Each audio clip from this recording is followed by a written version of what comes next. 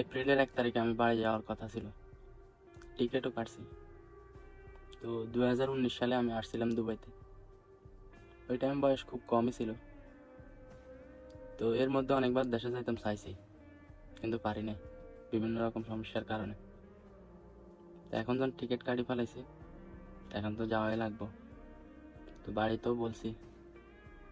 তো কিছু কথা অনেক খারাপ লাগছে। তো আজকে 5 বছর, 5.5 বছর প্রবাসে। তো হঠাৎ আব্বার সাথে কথা হয়েছিল। তো আব্বা বলছে যে আমি কিছুই করি নাই ফ্যামিলির জন্য। আমি যে টাকা দিছি এই টাকা দিয়ে চলে না। এর মধ্যে বোনরে বিয়ে দিছে, আমি বাইরে আনছি। তো এরপর আমি কিছু করি নাই। ঘর বাড়ি সব ঠিক করছে, এরপরেও আমি বলে যে কিছু করি নাই।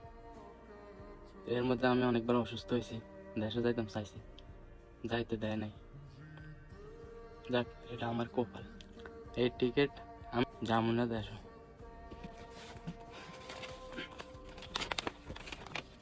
এই টিকিট,